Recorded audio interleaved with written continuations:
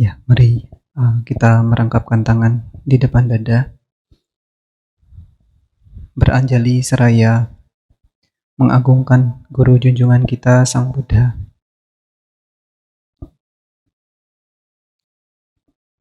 Namo tassa bhagavato arahato samma sambuddhassa. Namo tassa bhagavato arahato samma sambuddhassa. Namo tassa bhagavato arahato samma sambuddhassa. No ce bhikawe bhikkhu paracita pariyaya kusalo hoti. Atha sacita pariyaya kusalo bahawi samiti. Ewanhi wo bhikkhave sikhita banti. Terpujilah Sang Bhagawa yang Maha Suci, yang telah mencapai penerangan sempurna.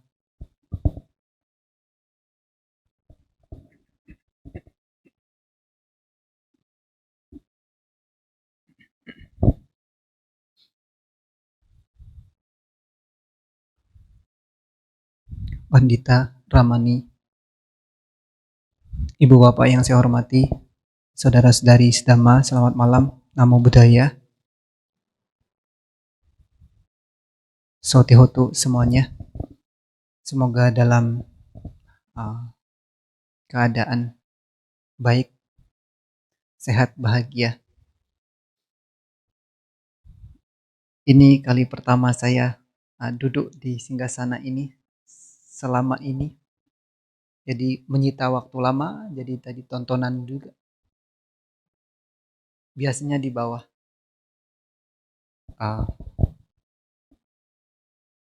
Ya, hari ini SPD malam ke 20 berapa? 24, 28. Bahkan kalau tidak salah ya, nanti akan ditutup oleh Bante Utamo pada tanggal 2. Ada di sini ibu-ibu yang sampai dengan 28 malam ini tidak pernah absen, bapak-bapak? Ada? Wah, nanti minta hadiah ke kepala wihara. Ya, hari ini Anda kembali datang ke wihara untuk mengikuti puja bakti program sebulan pendalaman Dhamma ini, SPD. Jadi akronim SPD jadi bersesuaian dengan kepanjangannya sebulan pendalaman Dhamma. Di tempat lain tidak sebulan, mereka hanya sepekan pendalaman Dhamma. Tidak salah juga mereka pakai istilah SPD. Di Karangasem misalnya tidak sepekan, mereka sedapatnya pendalaman Dhamma. Mereka hanya mengadakan puja bakti kalau ada utusan Bante dari Denpasar, dari luar kota yang datang ke Denpasar, punya waktu panjang, dapat kebagian wilayah timur, baru mereka mengadakan puja bakti. Tidak setiap malam, tidak sepekan, apalagi sebulan. Alasannya ada. Mereka nggak mau ambil risiko. Komunitas jumlah umat Buddha di daerah-daerah tidak seramai di kota besar seperti Denpasar. Sehingga kalau Anda di sini mungkin malam ini malam yang pertama kali mengikuti, tidak ada yang mengenali bahkan mungkin. Karena mungkin tidak akrab, tidak kenal satu sama lain, ada kemungkinan gitu ya. Kalau di daerah di luar sana, di luar Denpasar, mau coba-coba malas bisa diabsen sama teman-temannya. Bisa direkap siapa yang tidak pernah datang, siapa yang hanya datang semalam, siapa yang datang hanya 2 malam, selebihnya tidak pernah. Di daerah ada kemungkinan semacam itu. Ya, sebelum lebih jauh, saya berikan satu opsi kepanjangan yang lain dari SPD. Kita bisa kasih kepanjangan selamanya pendalaman dhamma. Ya. Jadi kita sepakat menyongsong Waisak, menyambut Tri Suci Waisak. Wihara Buddha Sakyamuni mengadakan program SPD. Selama waktu yang disepakati, Anda diberikan kesempatan untuk datang ke wihara. Kapan Anda punya waktu, Anda ikut datang mengikuti puja bakti SPD. Jadi sepakat selama sebulan ini, selama punya kesempatan Anda datang ke wihara. Tetapi sebagai seorang Buddhis, sebagai umat Buddha, siswa Sang Buddha, tentu tidak cukup kalau kita mendalami Dharma hanya dalam kurun waktu yang sedemikian singkat. Cukup sebulan belajar Dharmanya? Tidak cukup, apalagi sepekan, apalagi sedapatnya, apalagi kalau mau dipelesetkan semalam pendalaman Dhamma, hanya datangnya sekali saja. Tidak cukup. Jadi sebagai seorang Buddhis, baik Anda sebagai perumah tangga, lebih-lebih kami para biku, adalah sebuah kewajiban untuk kita belajar Dharma, menghayati Dharma, mengamalkan Dharma. Ya, malam hari ini topik kita sesuai dengan sebaran sacita. Sacita artinya pikiran sendiri. Ya, kita akan membahas tentang pikiran, tetapi bukan materi yang berat dalam. Topik ini diambil dari sebuah khotbah yang juga berjudul yang sama, Sacita Sutta. Ya, artinya sebuah khotbah yang membicarakan tentang pikiran sendiri. Ya, khotbah dari Sang Buddha. Ya, Sacita Sutta. Tadi di awal saya mengawalinya dengan kutipan dari sutta yang dimaksud. Sang Buddha bilang, para biku, kalau kalian tidak terampil dalam hal mengetahui jalannya pikiran orang lain, Anda harus berlatih, kalian harus berlatih. Aku harus terampil di dalam pikiran sendiri. Dengan cara demikian, kalian harus berlatih. Itu arti kutipan sutta tadi. Kita bisa lihat di sini Sang Buddha berseru kepada para biku. Para biku, kalau kalian tidak terampil dan seterusnya, artinya sutta ini disampaikan oleh Sang Buddha kepada para siswanya, terkhusus para biku. Jadi dikhotbahkan di hadapan siswanya para biku. Tetapi muatan dari sutta ini juga butir-butirnya, poin-poinnya sangat relevan untuk kehidupan Anda sebagai perumah tangga. Makanya dikutip, makanya dijadikan judul, makanya dibahas pada malam hari ini. Ya, sedikit tentang sutta ini. Suatu ketika Sang Buddha berada di satu tempat di Sawathi. Beliau berseru memanggil para biku. Lalu mengawali khotbahnya dengan kutipan yang tadi, dengan kutipan yang saya kutip tadi. Jadi suttanya pendek, Anda bisa jumpai di dalam Anguttara Nikaya kelompok 10. Ya, pendek sekali. Kalau menyebut Anguttara Nikaya kelompok 10 bisa diterka, berarti muatan dari suttanya itu membahas tentang 10 hal, 10 butir hal, 10 aspek dhamma, seperti itu. Jadi pendek, Anguttara Nikaya kebanyakan khotbah-khotbah yang singkat, yang pendek, tetapi semuanya menarik. Ya, jadi Sang Buddha memanggil, saya membawa banyak sekali keprean kutipan suttanya. Tadi saya menyiapkan materi di belah batu, tidak punya kertas putih, saya pakai kertas minyak.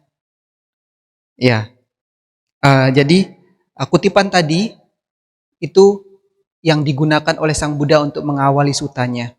Selebihnya saya tidak akan mengutip sesuai dengan sutta, tetapi dengan bahasa yang disederhanakan.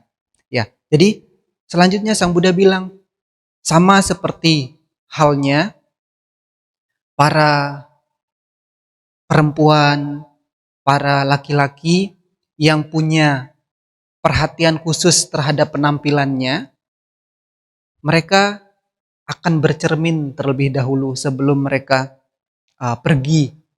Mereka akan melihat dulu wajahnya. Kira-kira ada noda-noda, kira-kira ada bercak-bercak sesuatu yang menjadikan penampilannya tidak menarik. Ini Sutta Sang Buddha 25 abad yang lalu tentang bagaimana orang-orang memperhatikan dirinya, bercermin. Di sutanya disebutkan bercermin melalui pantulan atau melalui genangan air. Tetapi kita bisa lihat kira-kira penggambaran yang diberikan oleh Sang Buddha hanya terjadi di masa itu atau tidak? Tidak. Saya yakin sekali 99% Anda, terutama ibu-ibu yang datang ke wihara malam hari ini, melihat dirinya dulu di cermin. Betul atau benar? Gak ada opsi yang lain, harus mengaku.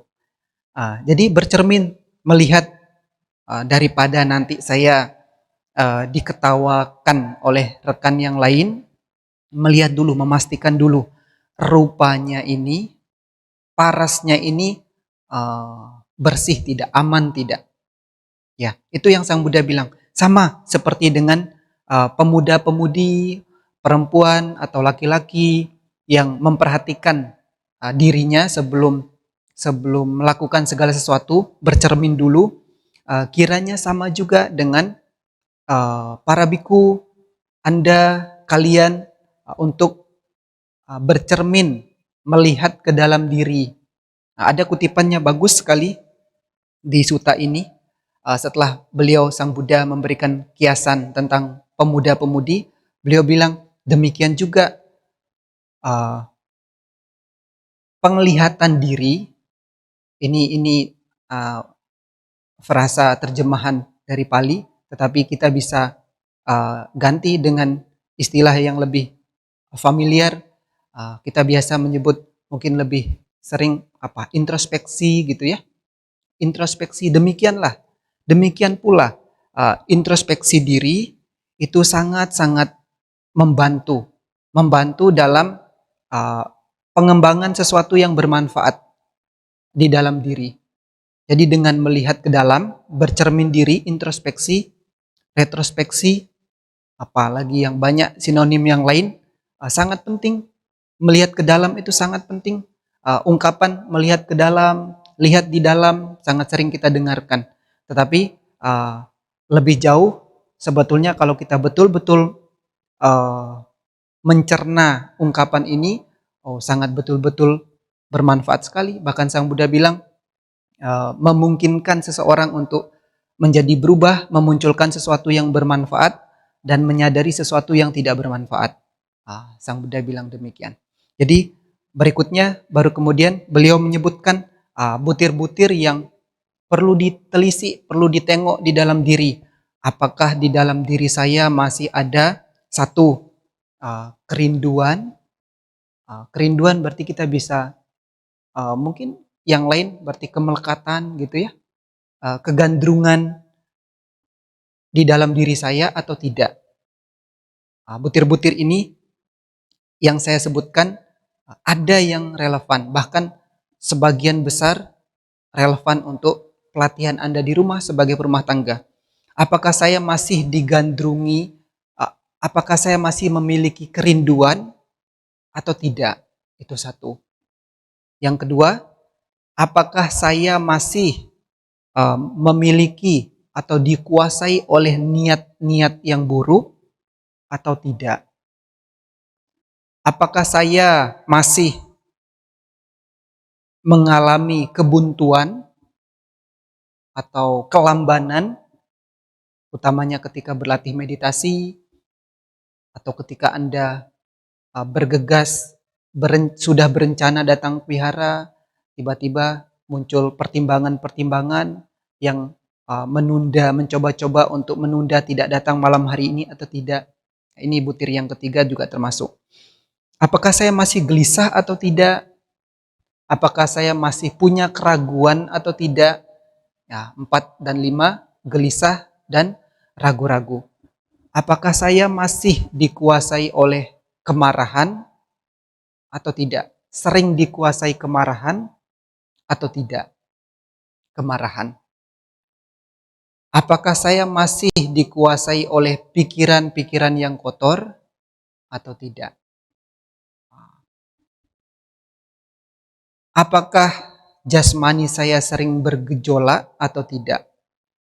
Apakah saya masih sering malas atau saya justru rajin? Apakah selama ini saya bisa berkonsentrasi dengan mudah atau tidak? Saya perhatikan ada beberapa dari Anda yang mencatat baru sadar belakangan, semoga tidak ini ketinggalan poin-poinnya. Ada 10 ya? Ada 10 butir. Kalau di suta ini kita sesuai dengan siapa audiens Sang Buddha ketika itu adalah para biku, ya masuk akal. Kalau kita membicarakan kerinduan, biku bisa dengan mudah menyadari apakah saya masih merindukan rumah atau tidak. Jadi di antara 10 itu saya kira 9, ya ini hanya apa simpulan saya pribadi. Saya kira 9 di antaranya itu adalah praktek-praktek yang relevan yang seharusnya Anda juga lihat ke dalam diri. Selain daripada apa yang satu, kerinduan. Maksudnya begini, kalau biku merenungkan, menyadari bahwasanya dia masih merindukan rumah, masih merindukan hidup bersama keluarga, papa mama di rumah, kumpul bersama, bersuka cita bersama, itu bisa jadi bahan renungan untuk dilihat lebih jauh. Itu bisa menjadi sebuah godaan tersendiri bagi para biku untuk kembali ke kehidupan rumah tangga. Tetapi kalau Anda perumah tangga, Anda harus punya kerinduan ini. Dalam batasan tertentu, sebagai orang tua, sebagai ibu, sebagai ayah, Anda harus punya kerinduan. Ya, kerinduan dengan kerinduan bisa menjadi jangkar tanggung jawab Anda sebagai orang tua. Kalau punya kasih sayang, punya kerinduan, punya tanggung jawab. Jadi jangan berlatih seperti biku. Ya, jadi makanya saya sampaikan di awal 10 dari 10 ini hanya satu saya kira yang pengecualian bagi Anda berumah tangga. Ya, selebihnya itu pelatihan-pelatihan yang baik untuk ditengok, dilihat ke dalam diri, merenung sejauh ini apakah saya masih berada dikuasai oleh butir-butir kualitas-kualitas yang bermanfaat atau sebaliknya yang tidak bermanfaat. Saya lanjutkan dulu sutanya sedikit lagi. Kenapa Sang Buddha kemudian melanjutkan? Kalau seandainya setelah melihat ke dalam dan mengetahui bahwasanya kamu dikuasai oleh kualitas-kualitas yang tidak bermanfaat, artinya yang negatif gitu ya.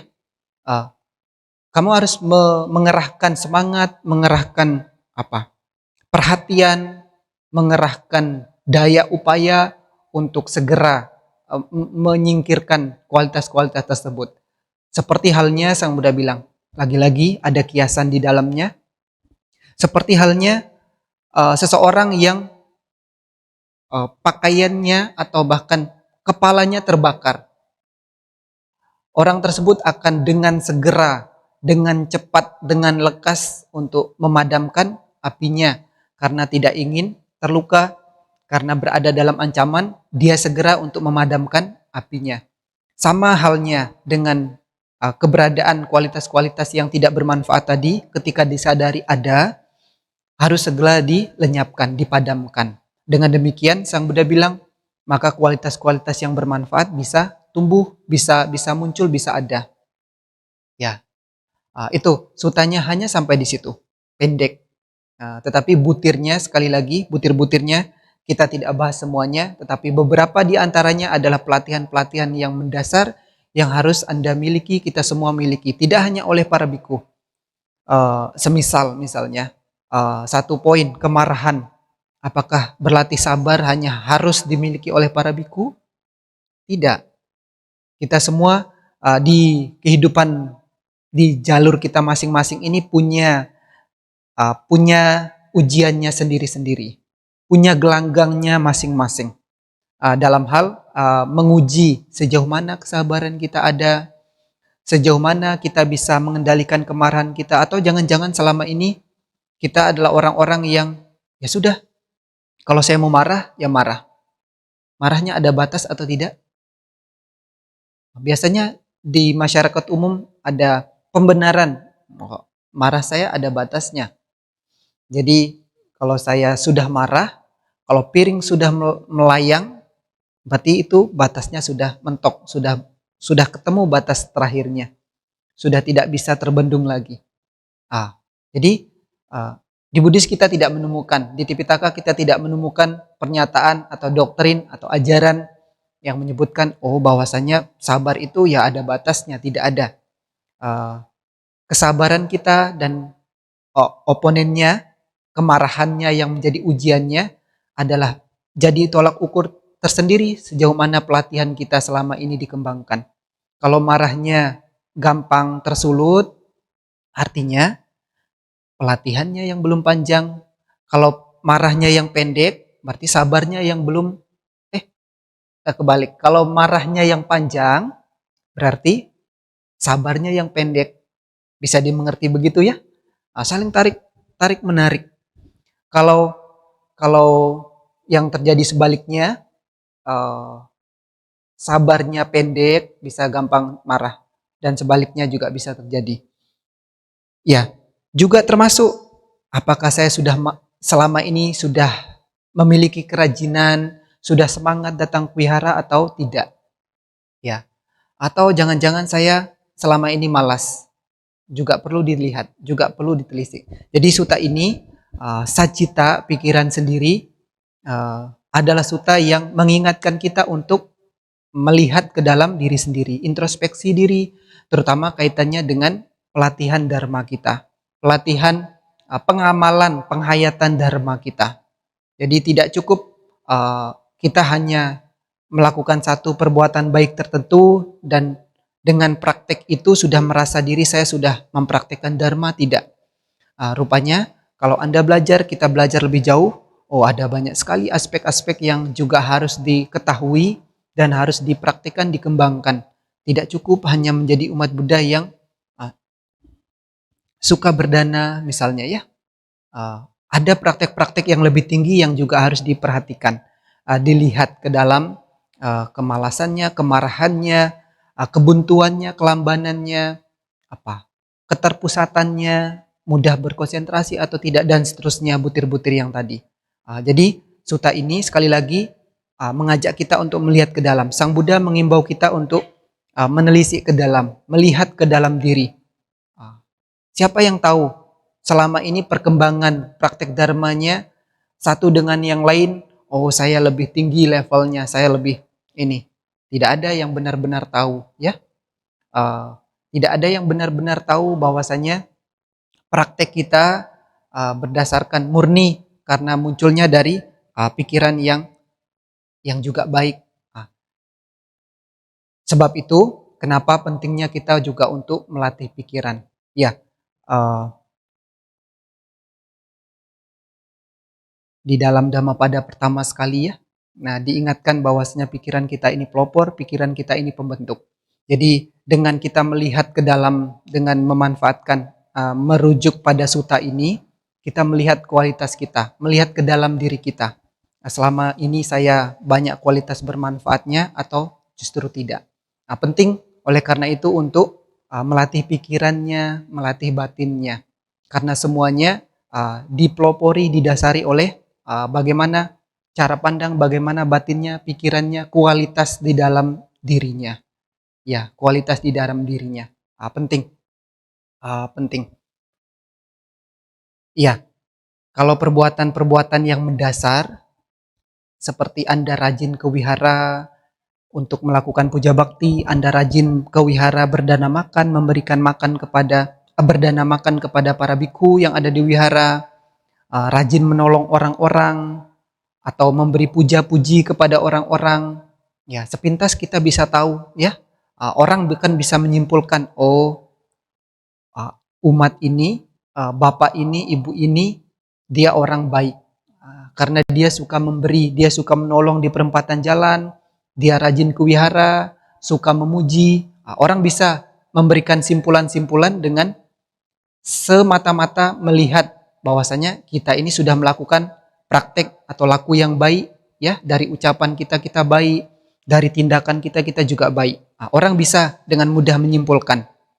Tetapi menjadi penting untuk kita kemudian melatih pikiran untuk senantiasa berpikir hal-hal yang baik, melatih pikiran untuk selalu positif, adalah karena yaitu tadi pikiran kita ini menjadi dasar, menjadi pelopor.